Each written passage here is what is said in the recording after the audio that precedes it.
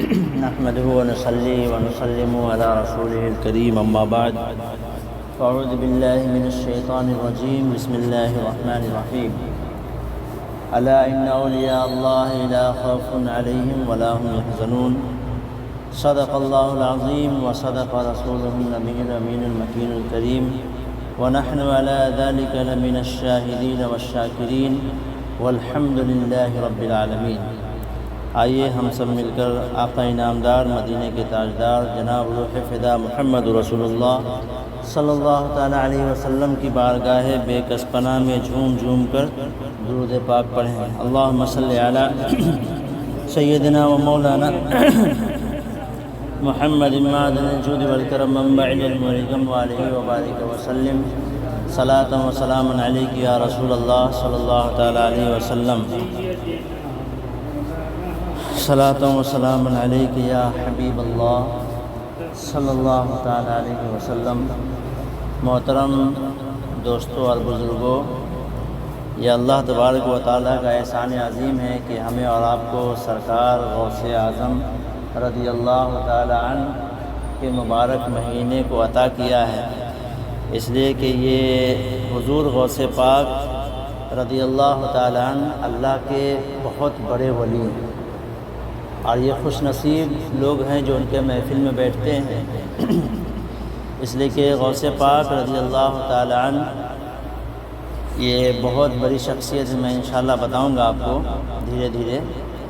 پہلے میں تشریح اس بات کی کر لوں کہ قرآن عظیم میں اللہ تبارک و تعالیٰ ارشاد فرما رہا ہے کہ الا ان اولیاء اللہ لا خوف علیہم ولا هم یحزنون، یعنی خبردار، بے شک اللہ کے ولیوں کو نہ کوئی خوف ہوتا ہے نہ کوئی ڈر۔ تو قرآن پاک کی اس آیت سے یہ بات تو ثابت ہو گئی کہ اللہ کے ولی ہوتے ہیں، ہے نا، اللہ کے ولی ہوتے ہیں، یہ ثابت ہو گئی۔ اب اس میں کوئی یہ شک و شبہ نہیں کہ کوئی یہ نہ کہے کہ وہ اللہ کے ولی نہیں ہوتے۔ اگر کوئی ایسا کہے گا تو گویا کہ وہ قرآن کا انکار کیا ہے نا۔ اب قرآن کا انکار کرنے والا کافر ہے، اس میں کوئی شک و شبہ نہیں۔ دوسری بات کہ ولی کی کرامت بھی ہوتی ہے نا، جو اللہ کے ولی ہوتے ہیں ان کی کرامت بھی ہوتی ہے، یہ بھی قرآن پاک سے ہی ثابت ہے نا۔ وہ یہ اس طرح کہ حضرت سلیمان علیہ السلام یہ اللہ کے بہت بڑے نبی گزرے ہیں، تو ان کے وقت میں ایک مرتبہ واقعہ تو بہت لمبا ہے، پورا میں شارٹ کٹ میں اس لیے بتا رہا ہوں تاکہ آپ کو سمجھ میں آئے کہ اللہ کے ولی کی کرامت بھی ہوتی ہے۔ قرآن سے آپ نے سن لیا کہ اللہ کے ولی ہوتے ہیں، ہے نا، اور پھر اب یہ ثابت کرنے جا رہا ہوں کہ اللہ کے ولی کی کرامت بھی ہوتی ہے نا۔ کوئی یہ نہ کہے سب اللہ کے ولی کی کوئی کرامت نہیں ہوتی۔ اگر کوئی ایسا بول رہا ہے تو سمجھ جائیے کہ اس کے ایمان کی خیر ہے کہ نہیں، اللہ ہی بہتر جانے۔ تو سلیمان علیہ السلام ایک مرتبہ سب کو جمع کیے، ان کے ساری مخلوق ان کے تابع اللہ نے کر دی تھی، ہوا، جنات، ہے نا، یہ پرندے اور جتنے تھے سب سلیمان علیہ السلام کے حکم کی تعمیل کرتے تھے، یعنی جو کہتے تھے وہی کرتے تھے۔ تو ایک مرتبہ سب کو جمع کیا اور کہا کہ ہم کو تخت بلقیس، ہے نا، فلانے شہر میں، یعنی جہاں سلیمان علیہ السلام تھے وہاں سے ہزاروں میل دور پہ تخت بلقیس تھا ایک۔ تو کہا کہ کون ہے جو اس کو جلد سے جلد میرے پاس لے آئے، سلیمان علیہ السلام، ہے نا۔ یہ سب قرآن ہی بیان کر رہا ہوں، قرآن میں یہ واقعہ بیان ہے۔ تو کون ہے میں تفصیل سے کبھی سناؤں گا انشاءاللہ سلیمان علیہ السلام کا بیان۔ تو ابھی ولی اللہ کی کرامت ظاہر کرنا ہے، تو کیا بولتے ہیں سلیمان علیہ السلام کہ کون ہے جو تخت بلقیس کو کچھ ہی دیر میں میرے پاس لا کر حاضر کر دے۔ تو ایک جنات کھڑا ہوتا ہے نا، جنات کھڑا ہوتا ہے، وہ بھی ان کے تابع تھا۔ کہا کہ یا رسول اللہ، میں آپ کو آپ کے محفل ختم ہونے سے پہلے تخت بلقیس لے آؤں گا۔ مطلب ان کی محفل کیا 3-4 گھنٹے کی محفل ہوتی تھی، صبح لگاتے تھے، ظہر کے ٹائم ختم ہو جاتی تھی، ہے نا، روزانہ۔ تو کہا نہیں، مجھ کو اس سے بھی جلدی چاہیے۔ کیا سلیمان علیہ السلام نے کہ مجھ کو اس سے بھی جلدی چاہیے۔ تو ان کے امتی کے ایک ولی ہے نا، جن کا نام آصف برقیہ ہے، ان کا نام کیا تھا؟ آصف برقیہ، قرآن پاک میں بیان ہے۔ وہ کھڑے ہوتے ہیں، کہتے ہیں یا رسول اللہ میں لا سکتا ہوں، ہے نا؟ تو کہا کتنے دیر میں لاؤ گے؟ تو کہا یا حضور آپ کی پلک جھپکنے سے پہلے۔ اللہ اللہ، کیا کہا؟ یہ قرآنی بیان ہے، اس میں کوئی شک و شبہ نہیں ہے نا۔ کرامت دیکھیے، ایک جنات کا پاور جس کو اللہ نے بہت پاور دیا، کہا کہ 4 گھنٹے کے اندر لا دوں گا، ہے نا؟ اور تخت بلقیس کوئی چھوٹا نہیں تھا، وہ 40 ہاتھ لمبا 40 ہاتھ چوڑا، ہے نا؟ اور پورا سونے جواہرات سے سجا ہوا وہ بلقیس کا تخت تھا۔ یہ واقعہ سناؤں گا۔ تو کہا کہ یا رسول اللہ آپ کے آنکھ جھپکنے سے پہلے، یعنی آنکھ ایسے کیسے جھپکتا ہے؟ اتنا جلدی، اس سے پہلے کیا کہتے ہیں یا رسول اللہ، مطلب اپنے نبی سلیمان علیہ السلام سے کہہ رہے یا رسول اللہ آپ کی پلک جھپکنے سے پہلے میں تخت بلقیس لا کر حاضر کر دوں گا۔ اور انہوں نے لا کر حاضر کر دیا۔ سلیمان علیہ السلام پلک جھپکنے سے پہلے تخت بلقیس حاضر ہو گئی۔ تو اب اس میں کوئی شک و شبہ نہیں رہا کہ ولی کیا کرامت بھی ہوتا ہے۔ اگر اب کوئی کرامت کا انکار کیا، گویا کہ وہ قرآن کا انکار کر رہا ہے نا؟ اب قرآن کا انکار کرنے والا کافر ہے۔ تو آپ کا ذہن صاف ہو گیا کہ ولی بھی ہوتے ہیں اور ولی کی کرامت بھی ہوتی ہے۔ اب آئیے سرکار غوث پاک جو ولیوں کے تاجدار ہیں، وہ سلیمان علیہ السلام کے امتی کے جو ولی تھے، ان کا پاور ہمارے غوث پاک کے سامنے زیرو سمجھ لیجیے۔ اس لیے کہ ہمارے نبی سب سے اعلیٰ ہے نا، تو ان کے امتی بھی سب سے اعلیٰ ہیں۔ تو جو ان کے امتی کے ولیوں کے جب یہ پاور ہے، تو ہمارے غوث تو تمام ولیوں کے تاجدار ہیں۔ تو ان کے پاور کا انشاءاللہ میں جھلک آپ کو دکھاؤں گا، لیکن ابھی آج میں بیان کرنے جا رہا ہوں حضور غوث پاک کے والد اور والدہ۔ چونکہ اتنے بڑے ولی جو پیدا ہوئے، تو ان کے ماں باپ کی بھی کوئی وقار اور کوئی مطلب عزت رہی ہے نا۔ تو بتاتے ہیں کہ سرکار غوث پاک کے نسل در نسل میں سب اللہ کے ولی تھے، اور جو خاتون تھی اللہ اکبر وہ بھی سب اللہ کے ولیہ تھے، یعنی حضور کے نسل تک۔ اور آپ حسنی اور حسینی دونوں سید، یعنی آپ کے نانا حضرت امام حسین اور آپ کے دادا حضرت امام حسن، یعنی امام حسن کی طرف سے بھی سید تھے آپ، اور امام حسین کی طرف سے، یعنی آپ کے والد جو ہیں امام حسن کی اولاد، اور آپ کی والدہ جو ہے امام حسین کی اولاد۔ امام حسین آپ کے نانا ہوئے اور امام حسن آپ کے دادا ہوئے۔ تو ان کے خاندان میں سب ولی اور عورتیں ولیہ اس لیے کہ سرکار غوث پاک کی ایک پھوپھی تھی جن کا نام تھا حضرت عائشہ۔ کیا نام تھا؟ حضرت عائشہ۔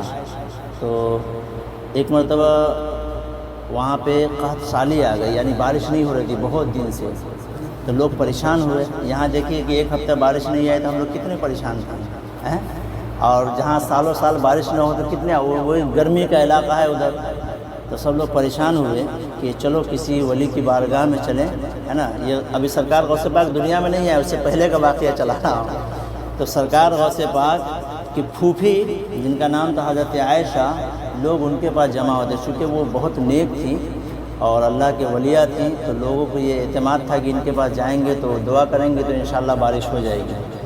تو سب لوگ جمع ہوئے اور کہا کہ آپ دعا فرما دیں کہ بارش ہو جائے۔ تو کیا کرتی ہیں حضرت عائشہ اٹھتی ہیں اور جھاڑو لگاتی ہیں۔ دیکھیے عقیدہ دیکھیے ان لوگ کا، اٹھتے ہیں اپنے صحن میں جھاڑو لگاتے ہیں، لگانے کے بعد آسمان کی طرف دیکھتی ہیں، کہتی ہیں اللہ میں جھاڑو لگا چکی ہوں، اب چھڑکاؤ کرنا تیرا کام ہے اور میرا عزت رکھنا تیرا کام ہے۔ اتنا کہنا تھا، چھما چھم رحمت کی بارش پڑ گئی۔ تو یہ سب ولی ہیں نا غوث پاک کے جتنے نسل۔ اب ان کی پھوپھی ولی ہے نا، ان کے والد کا تو نام آپ سنیں گے تو آپ کہیں گے کہ وہ نام کے اندر ہی اتنی برکت ہے۔ ان کے والد کا نام ہے شیخ ابو صالح موسیٰ جنگی دوست رحمۃ اللہ علیہ، ہے نا۔ اور ان کے امی کا نام ہے فاطمہ ام الخیر۔ غوث پاک کے امی کا نام فاطمہ ام الخیر، اور حضرت موسیٰ جنگی دوست جن کے لقب تھا، کنیت تھا ابو صالح، ٹھیک ہے، پورا نام نہیں ہے ان کا، نام اصل موسیٰ ہے نا، لیکن کنیت سب ملا کر کے ہوتا شیخ ابو صالح، یہ کنیت تھا، موسیٰ ان کا نام تھا، اور جنگی دوست یہ ان کا لقب تھا، ٹھیک ہے. اب زنگی دوست ان کا لقب کیوں پڑا اس کی وجہ میں آج تشریح کروں گا، اور اسی پہ آج واقعہ ختم کریں گے، پھر انشاءاللہ کل بیان کریں گے. تو زنگی دوست اس لیے کہتے تھے کہ وہ اپنے نفس سے بہت جنگ کیا کرتے تھے. ابھی تو لوگ آدمی آدمی میں جنگ کرتا ہے نا، لیکن زنگی دوست ان کا لقب اس لیے پڑا کہ وہ اپنے نفس سے، یعنی لقمہ حرام تو دور کی بات ہے، لقمہ حرام کھانا تو بہت دور کی بات ہے، لقمہ شک میں بھی وہ ہاتھ نہیں لگاتے. مطلب اپنے نفس کے ساتھ اس طرح جنگ کرتے تھے کہ لقمہ شک، جس میں شک پیدا ہو گیا کہ یہ ناجائز ہے، نہ ہے، جائز ہے کہ نہیں ہے، اس کو بھی نہیں کھاتے تھے. آپ کی عمر مبارک تقریباً 21 سال کی تھی، اور آپ ایک دریا کے کنارے سے گزر رہے تھے اور کئی دن سے کچھ کھائے پیے نہیں تھے، ہے نا، جنگل کے علاقے میں کئی دن سے کھانا پینا کچھ ہوا نہیں، تو بھوک پیاس سے ایک دم حالت خراب تھی. اور شریعت کا مسئلہ بھی ہے کہ اگر زیادہ بھوک لگی ہو جس سے مرنے کا خدشہ ہو تو لقمہ حرام بھی آپ اس وقت کھا سکتے ہیں، اتنا کہ جان بچ جائے، ہے نا. لیکن موسیٰ زنگی رحمۃ اللہ علیہ دیکھے کہ چڑیا مرا پڑا ہے لیکن وہ اس کو ہاتھ نہیں لگائے. شریعت کا مسئلہ ہے کہ اگر بھوکا مرتا ہو آدمی تو اس وقت لقمہ حرام، یعنی اگر شراب 1 بوند 2 بوند پی کر کے جان بچ جائے تو شراب پینا بھی اس وقت جائز ہے. سمجھے، یہ شریعت کا حکم ہے. تو موسیٰ زنگی رحمۃ اللہ علیہ چونکہ ان کی حالت بہت خراب تھی بھوک سے اور پیاس سے، تو دیکھنے کے باوجود بھی وہ اپنے نفس کے ساتھ مطلب جنگ کر رہے ہیں کہ نہیں یہ جائز نہیں ہے اور میں کھاؤں گا نہیں. تو چلتے چلتے کیا دیکھتے کہ ایک سیب جو ہے دریا میں بہتے ہوئے آ رہا ہے نا. اب آٹومیٹک دریا سے بہتا ہوا جو سیب اگر نرالا آئے تو آدمی کا دل تو یہ ہو جائے گا نا، بھوکا آدمی پھر وہ بھی، ہے نا. تو بھوک لگی تھی، وہ فٹ سے اٹھائے اور کھا لیے. ٹھیک ہے. اب کھانے کے بعد اب ان کا نفس یہ جھنجھوڑ کر کے کہنے لگا کہ معلوم نہیں اس کا مالک کون ہے. سیب میں نے کھا تو لیا لیکن نفس کے ساتھ جنگ کیسے کر رہے دیکھیے. اب ان کے ذہن میں یہ بات آئی کہ میں سیب تو کھا لیا لیکن اس کا مالک جو کون ہے ہم بلا اجازت کے کھا لیے تو اللہ کے یہاں کیا جواب دیں گے، ہے نا. اب یہ سوچ ہی رہے تھے، سوچتے سوچتے سوچا کہ نہیں اس کے مالک کو ڈھونڈنا پڑے گا. اور دریا کے کنارے جدھر سے سیب بہہ کر کے آ رہا تھا اسی کنارے کنارے کنارے چلتے رہے، کئی میل دور تک گئے اسے چلتے چلتے کہ کہیں تو کوئی باغیچہ ہوگا دریا کے کنارے یا اس کا مالک ہوگا جو پتہ لگے. بہت دور جانے کے بعد تو ایک باغیچہ نظر آیا، ایک باغ سیب کا جو دریا سے لگا ہوا تھا. تو ان کے من میں یہ ہوا کہ ہو نہ ہو اسی باغ کا یہ سیب گرا ہوا. تو آپ جاتے ہیں اس کے اندر تو وہاں پہ ایک بہت بڑے اللہ کے بزرگ تھے جن کا باغ تھا، وہ عبداللہ سومی کہتے ہیں ان کا نام، ہے نا. یہ بعد میں، ابھی تو نہیں، بعد میں حضور غوث پاک کے نانا بنے، ہے نا. تو جب یہاں پہنچے وہ حضرت موسیٰ زنگی دوست، تو باغ کے اندر پہنچے تو وہ بزرگ بیٹھے تھے. تو کہا کہ حضور میں یہ پتہ کرنا تھا کہ آپ کے باغ سے ایک سیب گر کر گیا تھا اور میں بلا اجازت کھا لیا ہوں، تو میں ڈر رہا ہوں کہ اللہ تبارک تعالیٰ پوچھے گا تو میں کیا جواب دوں گا، ہے نا. تو وہ تو اللہ کے ولی تھے. کہا جی باپ رے، ابھی 21 سال کی عمر، اتنی پرہیزگاری، ہے نا. تو تیور بدل لیے اپنا. یہ نہیں کہا کہ ہاں جاؤ معاف کر دیو. بولے نہیں، معاف تو کروں گا میں لیکن میری ایک شرط ہے نا. کیا بولے؟ معاف تو کروں گا میں لیکن میرا ایک شرط ہے، اس کو ماننا پڑے گا آپ کو. تو انہوں نے سوچا کہ چلو کچھ اگر کام کرنا پڑے گا کام کر دیں گے، جو کہیں گے کر دیں گے، اس لیے کہ بھائی ہم کو تو معاف کروانا ہے، اللہ کی بارگاہ میں منہ دکھانا ہے. تو کچھ دن تک باغ کی رکھوالی کروائے، یعنی باغ کا دیکھ ریکھ کرو، ہے نا. اس کے بعد جب پھر معافی کا ٹائم آیا تو پھر بلایا اور کہا کہ حضور ہم کو معاف کر دیجئے. تو بولے نہیں، ایک شرط اور میری مان لو، اس کے بعد میں تمہارے گناہ کو معاف کر دوں گا. ایک سیب کھائے تھے آپ بلا اجازت، ہے نا. اس میں شریعت کا بھی کوئی نہیں بنتا ہے کہ نہیں. بہتا ہوا گیا تھا، کھا لیے. لیکن ان کے اندر نفس کے ساتھ جنگ کیسا کر رہے تھے، مطلب وہ اللہ کا خوف کتنا تھا. تبھی تو غوث پاک جیسے اللہ کے ولی پیدا ہوئے. تو عبداللہ سومئی رحمۃ اللہ علیہ کہتے نہیں ایک شرط میری اور مان لو، میں وہ معاف کر دوں گا سیب کا یہ۔ تو بولیے حضور اب ایک شرط اور مان ہی لوں گا، میں جو آپ کہیں گے وہی مانوں گا۔ تو سنو ایک شرط یہ ہے کہ میری بیٹی ہے، آنکھ سے اندھی ہے اور ہاتھ سے لولی ہے اور پیر سے لنگڑی ہے اور کان سے بہری ہے، اس کے ساتھ نکاح کرنا ہوگا۔ کیا کہا؟ آنکھ سے اندھی ہے، منہ سے گونگی ہے، کان سے بہری ہے، ہاتھ سے لولی ہے اور پیر سے لنگڑی ہے، اس کے ساتھ آپ کو نکاح کرنا ہوگا، تب آپ کا وہ سیب کا یہ معاف کر دوں گا۔ چونکہ وہ اللہ کے ولی تھے، ان کو سمجھ میں آ گیا تھا کہ اس سے بہتر ہمارے بیٹی کے لیے رشتہ ہو نہیں سکتا ہے نا۔ تو جب اس طرح کہا تو سوچنے لگے، بھائی زندگی کا معاملہ ہوتا ہے، سوچنے لگے کہ آخر کیا کریں۔ پھر سوچے نہیں، اللہ کے یہاں منہ تو دکھانا ہے، تو اب جیسے بھی ہو زندگی تو یہ دنیا کی زندگی گزر ہی جائے گا ہے نا، جس طرح بھی ہو۔ وہ کہے کہ ٹھیک ہے، میں آپ کی اس شرط کو بھی مانتا ہوں۔ تو نکاح ہو گئی، اور نکاح ہونے کے بعد حضرت عبداللہ سومی کہے کہ جاؤ فلاں روم میں آپ کی اہلیہ ہے۔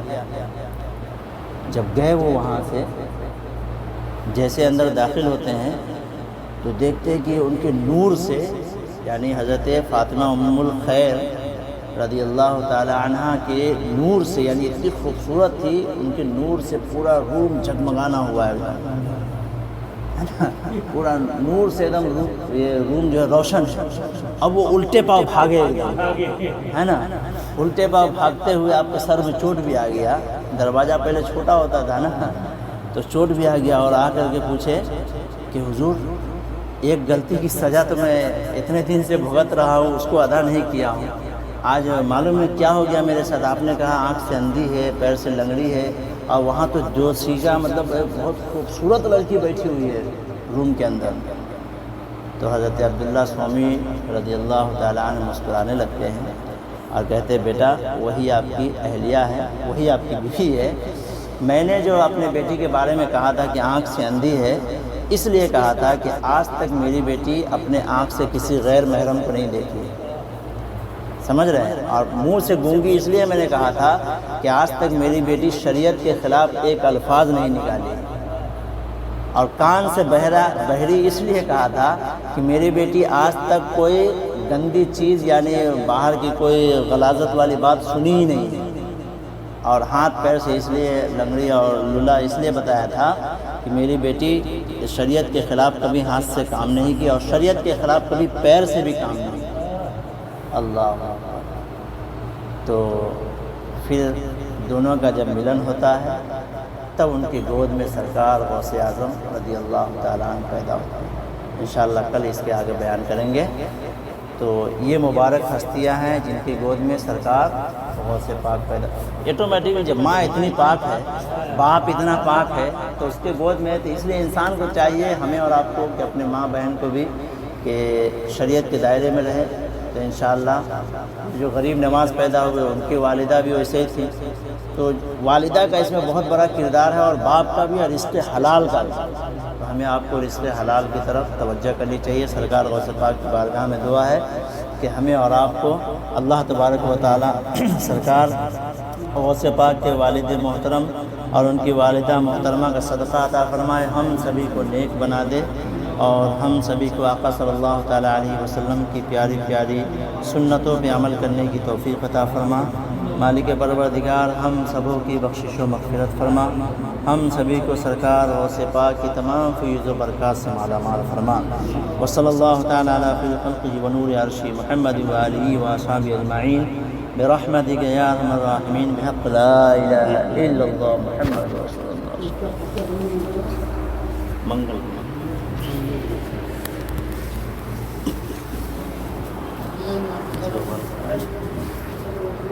Thank you.